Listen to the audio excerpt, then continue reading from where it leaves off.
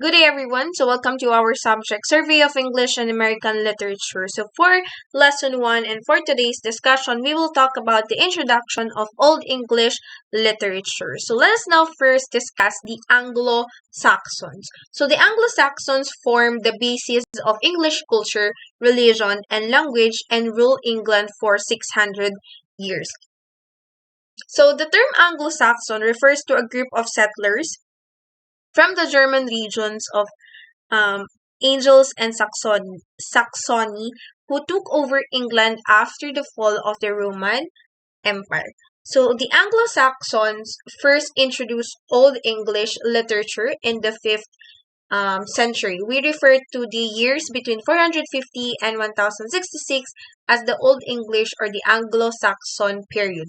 So the Old English language or Anglo-Saxon is the foundation of the modern English. So although if untrained modern English speakers could hear someone speaking Old English, they would not be able to understand it.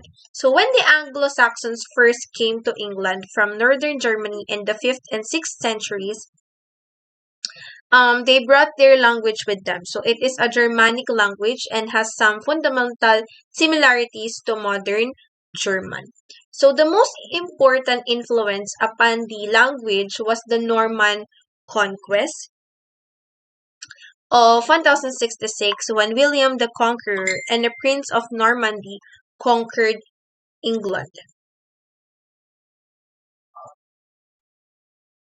So, William made French the official language of the aristocracy and the law courts. So, the Anglo-Norman French was an elite language, and the common people did not necessarily learn it as children, but it was the official language of the nation. So, despite Latin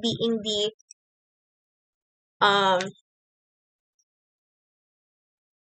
being the official language used to produce literature, Old English became popular due to its use by Anglo-Saxons and other tribes. So hence there were many works that were produced in Old English as well as during the Anglo-Saxon period in the literature.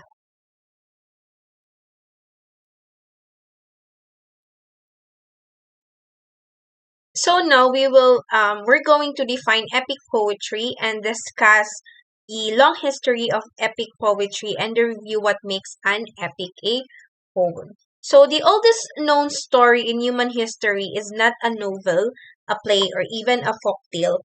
The oldest piece of literature known is poem, an epic poem to be precise. So the Epic of Gilgamesh is a poem written in the earliest known civilization, ancient Sumer, almost 3,000 years ago. So this epic poem was the ancient world's version of a modern day blockbusters. So, what is epic poetry? So, storytelling is a tradition that is as old as civilization. So, for thousands of years, epic poetry was the dominant form of entertainment. So, in this discussion, we will look at what makes an epic poem, its features, its significance, its place in history, and how an epic poem is different from other forms of poetry and storytelling. So the epic poetry or epic poem is a book-length work of fiction written in a verse and retelling the heroic deeds of an extraordinary person or a group of people. So epic poetry is one of the oldest forms of storytelling. So the word epic derives from the ancient Greek epos, meaning word or poem. One of the earliest known epics are the Epic of the Gilgamesh. So epic poems tells the stories of heroic, often superhuman protagonists such as the gods or demigods or other extraordinary characters. So these heroes' fates are often tied to the future of their nation, tribe, or people. So for example, the Iliad, an ancient Greek epic, features Achilles, whose mother dipped him in the river Styx, making him immortal. Achilles fights in the Trojan War on the side of the Greeks, and he is their champion. He is like a mascot for the Greeks, making it all the more devastating when he dies. So let's now proceed to the characteristics of epic poetry. So the epic poetry is written in a formal, elevated style. So these poems take place across a vast setting and feature diverse terrains.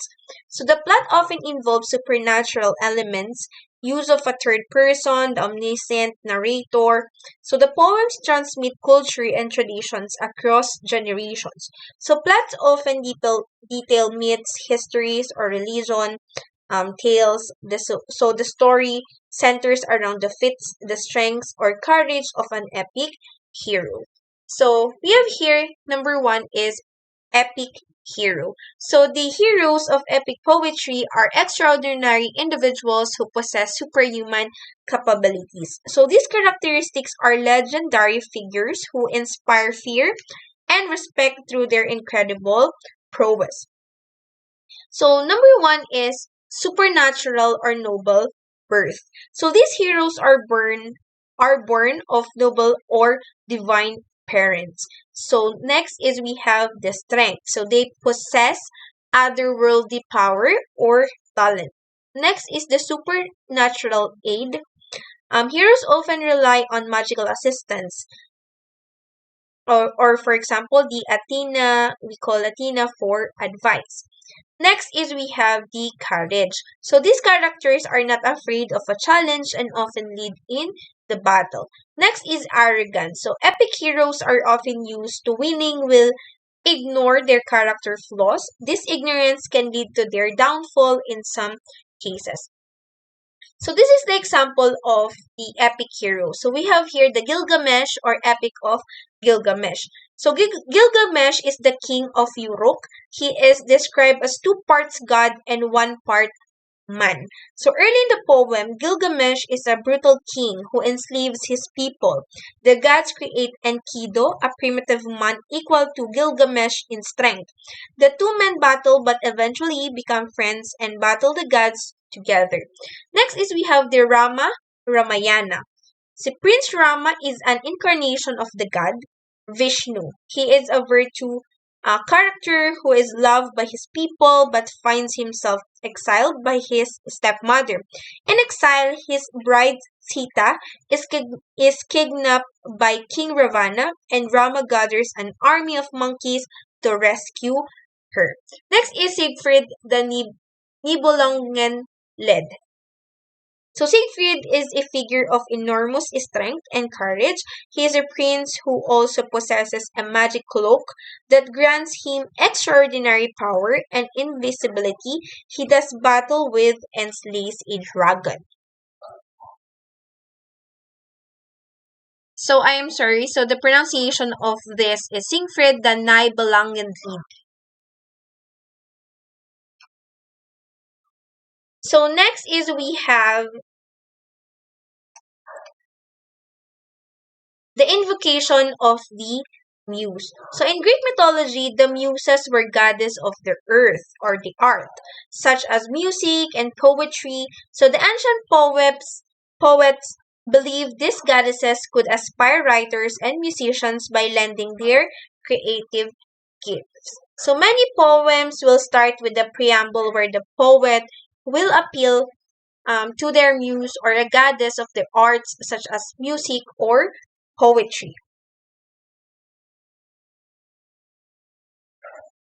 So the poet will ask the muse to help them compose the poem. So this invocation also acts a prologue and will preview the significant events of the poem. So in practical terms, the invocation is a way of foreshadowing events of the plot for the audience and hooking their interest. So you can think of the invocation as the ancient version of the cold open or a way to preview the story's action.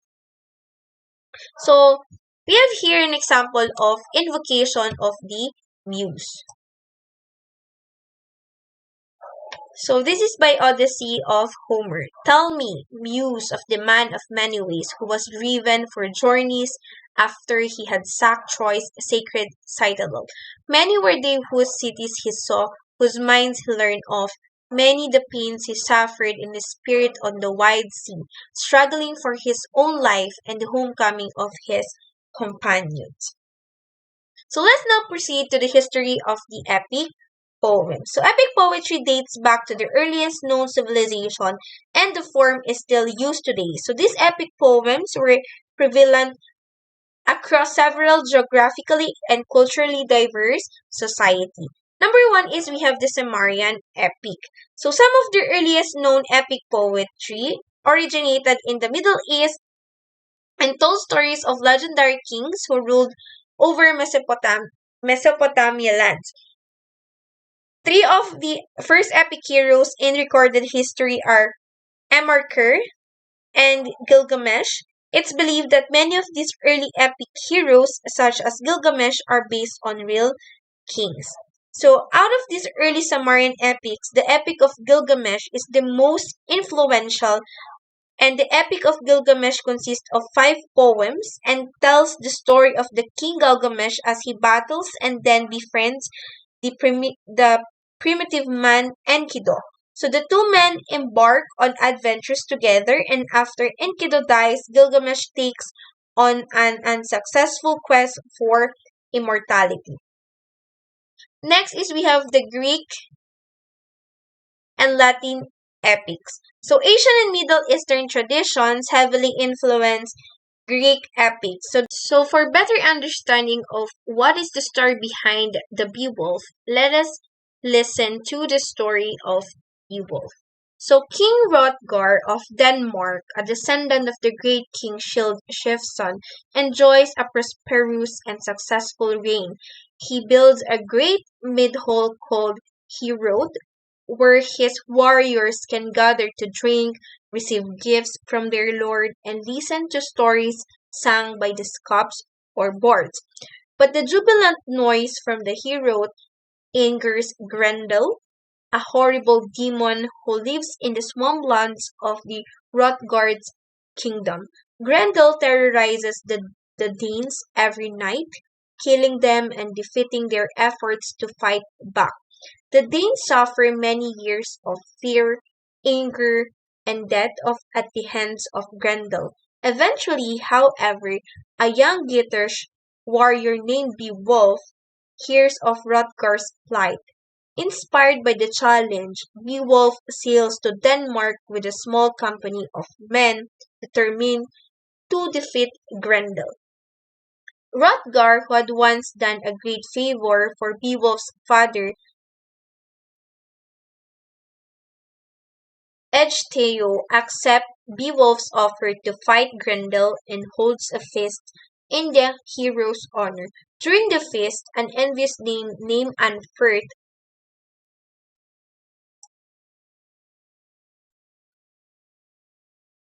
taunts Beowulf and accuses him of being unworthy of his reputation. Beowulf responds with a boastful description of some of his past accomplishments.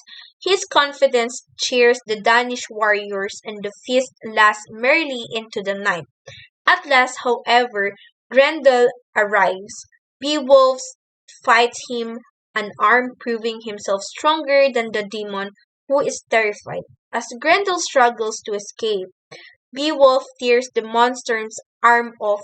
Mortally wounded, Grendel slinks back into the swamp to die. The severed arm is hung high in the mid-hole as a trophy of victory.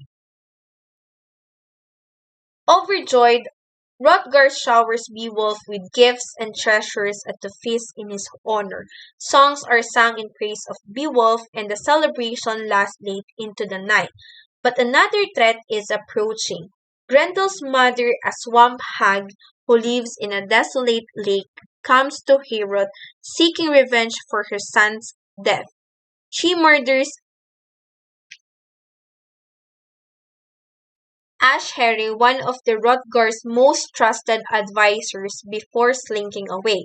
To avenge Asheri's death, the company travels to Murky Swamp, where Beowulf dives into the water and fights Grendel's mother in her underwater lair. He kills her with a sword forged for a giant, then finding Grendel's corpse, decapitates it, and brings the head as a prize to Hrothgar. The Danish countryside is now purged of its treacherous monsters. The Danes are again overjoyed, and Beowulf's fame spreads across the kingdom. Beowulf departs after a sorrowful goodbye to Hrothgar, who has treated him like a son. He returns to Green Gitland, where he and his men are reunited with their king and queen. Higelac and Hid, to whom Beowulf recounts his adventures in the Denmark. Beowulf then hands over most of his treasure to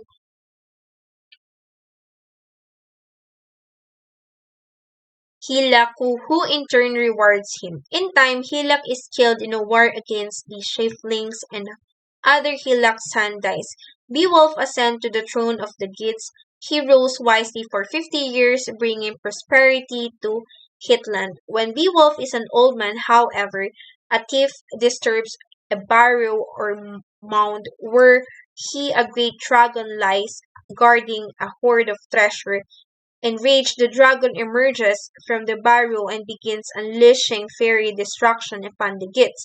Sensing his own death approaching, Beowulf goes to fight the dragon. With the aid of Wiglaf, he succeeds in killing the beast, but at a heavy cost. The dragon bites Beowulf in the neck, and its fiery venom kills him moments after their encounter. So the Geats fear that their enemies will attack them now the Beowulf is dead. According to Beowulf's wishes, they burn their departed king body on a huge funeral pyre and then bury him with a massive treasure in a barrow overlooking the sea. So that is the story of the Beowulf. So that's all for today's discussion. Again, if you have any questions regarding our discussion, clarifications, or any questions related to our topic, don't hesitate to message that to our official group chat.